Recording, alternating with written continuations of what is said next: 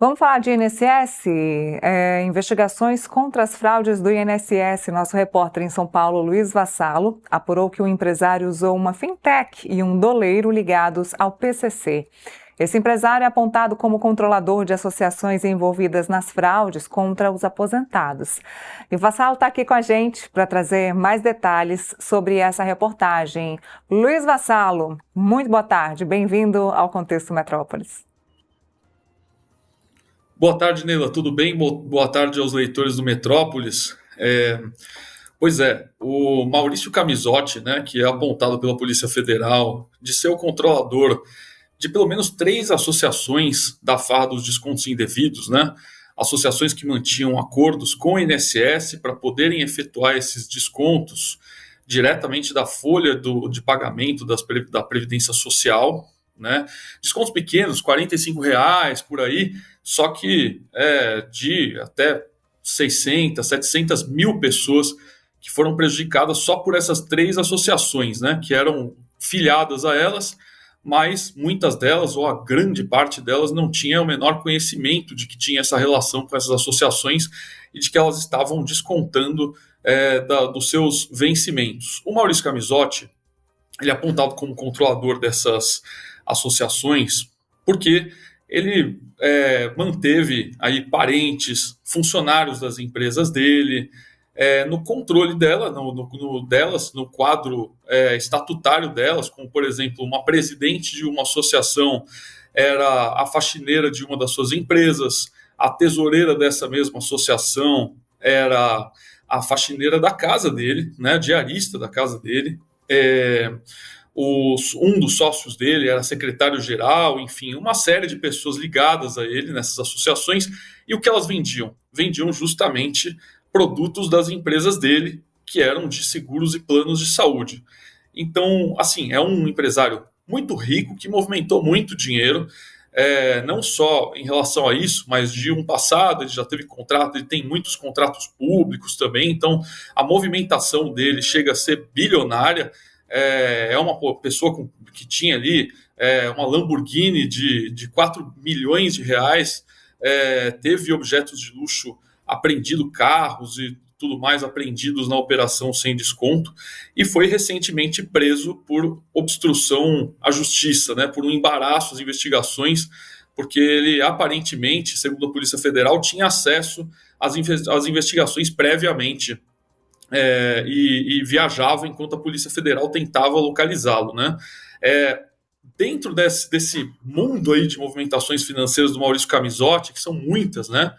Nesses documentos que a Polícia Federal usou ali de quebra de sigilo bancário para pedir a prisão dele, para pedir também a prisão do advogado Nelson Williams e a prisão do lobista Antônio Carlos Camilo Antunes, o careca do INSS, tinha ali uma parte da quebra de sigilo dele, uma parte pequena, porque é só a pessoa física dele, né? Não é toda aquela teia de empresas dele, que são muitas, não está ali, mas na pessoa física dele há uma boa parte dessas transações também, e identificaram algumas transações dele com 2 empresas suspeitas de atuarem como laranja ou como conta de passagem, ou mesmo uma fintech que abrigava dinheiro ligado ao PCC em outras investigações, tá? Então, por exemplo, uma dessas empresas é o BK Bank. O BK Bank, ele é um personagem do noticiário recente, porque foi alvo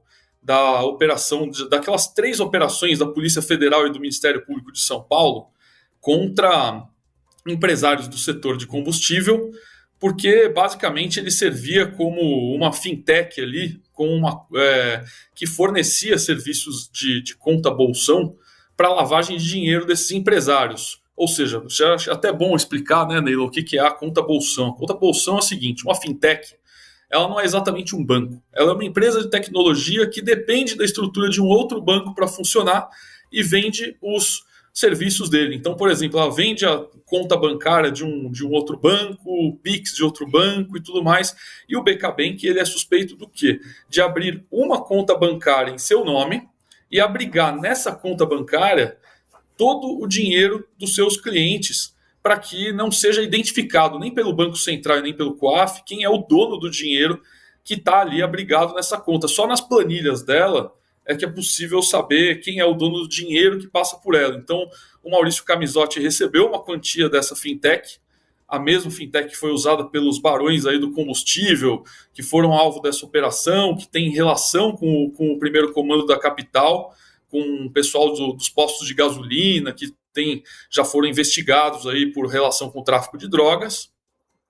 Então, essa foi uma das empresas estranhas ali da quebra de sigilo do Maurício Camisotti, né, de quem ele recebeu dinheiro, e também um outro personagem aí, e de um inquérito também recente, mas que não ficou tão famoso assim, né? Existe uma operação policial aqui em São Paulo contra os donos, ou os verdadeiros donos, dos hotéis da Cracolândia, que são os hotéis onde rola ali o tráfico de drogas, onde os usuários ficam ali para usar drogas, são muito baratos e tudo mais. E esses hotéis estão em nome de Laranja, né? E segundo a Polícia de São Paulo e o Ministério Público de São Paulo, eles pertencem, na verdade, a cabeças do crime organizado, do PCC também. Nessa operação, o que se identificou foi que uma série de empresas suspeitas, em nome de laranjas e tudo mais, usava uma empresa chamada Guardiões do Câmbio, né, que parece até um nome de doleiro ou de casa de câmbio e tal. O objeto social dela, apesar de não ser esse, né, ela tem esse nome, né, de casa de câmbio e tal, funciona como se fosse um doleiro e é suspeita ali segundo o MP de São Paulo, de lavar dinheiro para esse pessoal do tráfico de drogas, aqui mesmo, mais barra pesada mesmo. Inclusive, essa é uma empresa que ela praticamente não existe, tá? Ela é uma salinha no centro de São Paulo, que não tem ninguém ali, e o dono dela é uma pessoa muito humilde, que mora no Brás, no bairro do Brás, num apartamento cujo aluguel aí é de R$ 1.000 por mês. Então, é uma empresa para lá de suspeita, e que também fez transações com Maurício Camisotti, né? Bom lembrar que as duas aí transacionaram mais ou menos 500, 600 mil reais com o Camisotti, o que significa uma fração, inclusive, muito pequena, perto de todas as movimentações financeiras desse empresário. Vassalo, o Careca do INSS e o Camisotti já são figuras conhecidas aqui do Metrópolis. Vocês vêm trazendo eles como personagens principais aí dessa farra do INSS. Eles seriam ouvidos pela CPI que está acontecendo lá no Congresso, a CPMI que acontece no Congresso, mas acabaram sendo presos e não foram ouvidos lá pela CPMI. Conseguiram, então, a prerrogativa de não terem que prestar o seu depoimento. A novidade, pelo que eu entendi, então, é a participação dessas fintechs também em todo esse rolo, em todo esse envolvimento da farra do INSS, é isso? É isso. Aliás, até sobre a CPI tem uma apuração sobre o Careca do S, né, de que ele ficou naquele vou, não vou na CPI, né, disse até um dia antes da última audiência marcada com ele que iria, depois no mesmo dia a defesa dele divulgou que não iria, ele está preso, né, e a informação que eu tenho atualmente, pelo menos, né, como tudo pode mudar, já que ele já tomou essa decisão várias vezes de ir, de não ir, é de que ele realmente queria esperar para prestar esse depoimento na Polícia Federal, no âmbito da Operação Sem Desconto, né, que investiga pelo pagamento de propina de diretores do INSS, e ele prestou um longo depoimento, que durou mais ou menos umas 5 horas. Nesse depoimento ele tentou ali mostrar, ele trouxe muitos documentos e tentou mostrar que todas as operações dele eram regulares, inclusive até aquelas que são bem mais complicadas, né? Por exemplo, as transações dele com parentes de diretores do INSS, que ele tentou explicar, por exemplo, ali que, por exemplo, o Eric Fidelis, filho do André Fidelis, que era diretor de benefícios do INSS e, portanto, responsável por acordos com as associações, ele tentou explicar que aquilo era porque o filho dele, que é inclusive um jovem advogado, na verdade, um especialista em direito previdenciário do qual ele precisava, que é a esposa do procurador-geral, do ex-procurador-geral do INSS, Virgílio, que ela também tinha empresas de saúde que prestavam um serviço regular a ele, mas o fato é que é isso, né? É uma posição bastante delicada, porque no mínimo, né, se essa hipótese for a correta, né, se ele tiver como comprovar isso, no mínimo é um baita conflito de interesse, né, que um lobista das entidades, que aparecia ali em nome das entidades, contratasse tantos agentes públicos do órgão onde ele tinha interesses, né? E sobre essas fintechs, isso ainda não existe uma hipótese, né, da Polícia Federal para o que foi feito. Esses são empresários que tiveram negócios em muitos lugares, até Pessoal, teve eu perdi o áudio do Vassalo. Vocês conseguem ouvi-lo? Eu ouço bem daqui. Bom, a gente está tentando retomar o áudio do Luiz Vassalo, nosso repórter lá em São Paulo. Para quem não sabe, o Luiz Vassalo foi quem escreveu a primeira reportagem aqui do Portal Metrópolis no final de 2023, ali pertinho do Natal, em dezembro, sobre o que nós viemos a chamar de farra do INSS. Então, o Metrópolis foi o responsável por comprovar que isso existia. Inclusive, as matérias do Metrópolis estão sendo usadas, foram usadas na Operação Sem Desconto, na verdade, pela PF, para desarticular essa Operação Sem Desconto e acabar prendendo Maurício Camisotti e também o careca do INSS. A gente falou sobre o careca do INSS, para quem não sabe, ele era o lobista, ele era o centro de informações e de divisão de informação dessa milícia, digamos assim. Ele era a pessoa responsável por lidar com quem estava dentro do INSS, ele era a ligação de dentro do INSS com essas pessoas, essas associações que faziam os descontos indevidos dos aposentados e dos pensionistas. Bom, esse assunto continua, a operação continua, existe também uma investigação em curso no Supremo Tribunal Federal. O relator deste caso é o ministro André Mendonça, então isso está sendo investigado ainda pela Polícia Federal e também está investigado pelo Supremo Tribunal Federal municiado, claro, do relatório da Operação Sem Desconto. Operação Sem Desconto que já teve até braço, tá, gente? Eu não vou me lembrar o nome desse braço da Operação Sem Desconto, que deflagrou essa questão dos postos de gasolina em São Paulo, que também teriam parceria aí com o primeiro comando da capital. Então, criminosos dentro do sistema financeiro, Faria Lima, e também com os postos de combustíveis lá em São Paulo. Bom, nós conseguimos retomar o contato com... Bom, aí está a matéria, a nova matéria do Vassalo. Empresário da farra do INSS usou fintech e doleiro ligados ao PCC. Então, mais uma comprovação de que o PCC está ligado a essa farra do INSS, tanto nesse caso específico aí da fintech, como também do caso que eu acabei de falar para vocês, do braço dessa investigação sem desconto, que é a investigação da Polícia Federal. Bom, vocês estão vendo aí então a matéria do Luiz Vassalo, nosso repórter em São Paulo. Estamos tentando retomar o contato com o Vassalo, que, como eu disse a vocês, foi quem começou as matérias aqui no Portal Metrópolis sobre esse assunto. A primeira matéria e as demais, da primeira leva dessas matérias saíram lá da sucursal de São Paulo. Depois aqui em Brasília também passamos a investigar esse assunto. Então tivemos matérias de São Paulo e daqui tratando sobre isso. Temos o Vassalo de volta? Opa, consegue me ouvir? Agora sim, agora eu consigo te ouvir. Boa. Bom, eu estava contando aqui, a gente falando sobre PCC, e eu contei que teve uma operação, um braço da Operação Sem Desconto, que também trouxe o PCC à tona, que você falou também sobre a questão dos postos de combustíveis em São Paulo, ou seja, PCC também infiltrado nessa farra do INSS, infiltrado e com gosto, né? Então, Neila, só um pequeno ajuste aqui. É que essas operações, elas acabam... O que acontece?